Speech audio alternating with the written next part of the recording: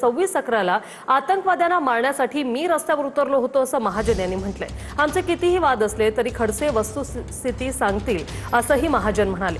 तर आतंकवाद्यांना मारण्यासाठी महाजन रस्त्यावर उतरले हे मला आठवत नाही। महाजनांचा दावा खडसेंनी फेटाळला। गिरीश महाजनांची माझी कुठलीही भेट झाली नव्हती असं खडसे म्हणाले। 26/11ला मी नंदुरबार जिल्ह्यातील एका खेड्यात होतो असं खडसेंनी म्हटलंय। हो बरोबर आहे, त्यांना विचारा। त्यावेळेला ज्यावेळेला 26/11चा हल्ला झाला त्यावेळेला मी रस्त्यावरच होतो, माझ्या गाडीतच होतो। कारण मी इतके लोक मरतायत बघून माझंही रक्त सळसळतच होतं आणि म्हणून मी रस्त्यावरच होतो। आपण म्हणजे खडसे साहेबांचा माझा किती वाद असला तरी खडसे आपल्याला सांगतील की वस्तुस्थिती काय, ते तर खोरे बोलतील की माझ्याबद्दल, असं नाहीये। मला जर माझी स्मृती ठीक असेल तर मला वाटतं की त्या कालखंडामध्ये गिरीश महाजनांची माझी भेट झाली नव्हती।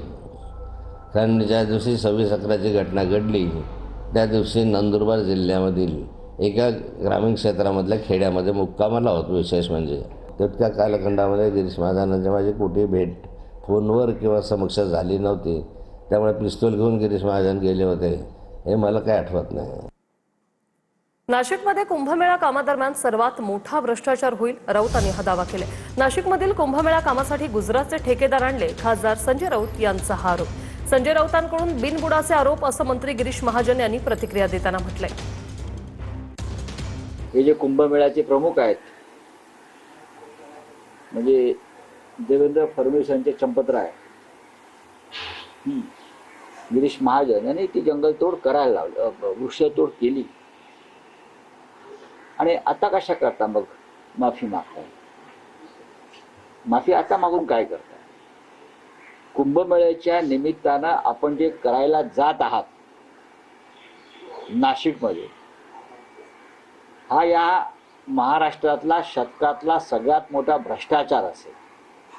माझ्याकडे सगळी माहिती आलेली आहे। एकतर सर्व ठेकेदार गुजरातचे आलेले आहेत आणि सब ठेकेदार मग आपले भाजपचे याचे त्याचे कार्यकर्त्यांना ही कामं, पण मुख्य कामं जी आहेत ठेकेदारीची हे सगळे गुजरातचे ठेकेदार आहेत। आता कोणते गुजरातचे तुम्हाला कॉन्ट्रॅक्ट दिसले तुम्ही मला सांगा, तुम्ही मला सांगा आता शोधून इथे कोणते गुजरातचे कॉन्ट्रॅक्टर आलेले आहेत। काहीतरी बोलायचं, स्वतः काही बंब पडायचे नाही, आपल्या मागे आता कोणी राहिलेलं नाही। काय केलं आपण? एखादं काम सांगण्यासारखं आहे का त्यांचं इतक्या वर्षामध्ये? काहीच नाहीये। आणि म्हणून काही बोलायचं, कुणाला काही बोलायचं, अगदी थेट पंतप्रधानांपासून सरन्यायाधीशांपासून इलेक्शन कमिशनपासून देवेंद्रजीपासून शिंदे साहेबापासून वाटेल ते तोंडातील ते बोलायचं। हा एकच गुण नर्मदा यांचा राहिलेला आहे आता सध्या आणि त्यामुळे त्यांची ही दशा झालेली आहे। आता यापुढेचा हम दो और हमारा एक